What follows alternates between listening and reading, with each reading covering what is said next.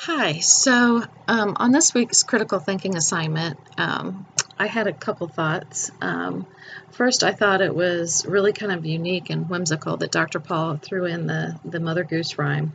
For every problem under the sun, there is a solution or there is none. If there be one, seek till you find it. If there be none, never mind it. So my first thought was that was kind of the the opposite of what he's been talking about so far, but maybe not. Maybe that's been his, impression the whole time. But I keep to do his whole career on critical thinking and solutions to problems and changing your own mindset to solve problems. I thought that his kind of, well, if there's really no solution in your own mind, then let it go. I thought that was just kind of unique that he would add that to this chapter. But again, it's a very good thought, and I appreciated reading it. For some reason, in my long life, I'd never heard that one before, so I appreciated it. The second thing was the gray box that on page 326, his little exercise about trying to describe and focus and explain someone else's thinking and their attitudes. And he used an example earlier in the chapter about the woman who is happy without much money. She lives her life simply and just enjoys the small things and doesn't pay attention to what's really going on around in the world or with other people, and how that could be a two-sided way of thinking, whereas she's not really going out and doing good in the world, but she's also doing no harm, and as a result of her lifestyle and her thinking, she is probably happier than most of us because she doesn't take things to the next level or worry about the real serious issues and problems in the rest of the world. So then he added this exercise about trying to figure out someone that how they think and how it affects their life.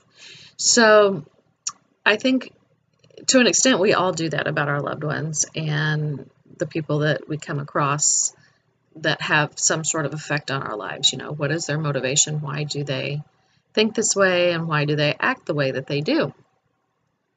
And so to an extent, I think it's a great exercise. I think it can help you maybe sit back and look at yourself, or why somebody who's rubbing you the wrong way or affecting your life negatively, what their motivations are. And so in a way, it's probably a good idea to continue to do that throughout your life. In another way, I think maybe it might be, depending on how you take that information and what you do with it, it may be harmful. It may be a harmful exercise.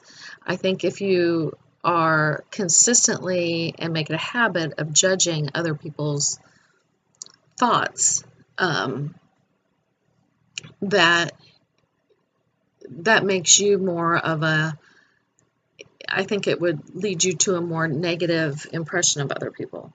So, and again, we're just judging their thoughts here, not their actions. I think we do have a duty to perceive and judge other people's actions, especially when they negatively affect others or ourselves.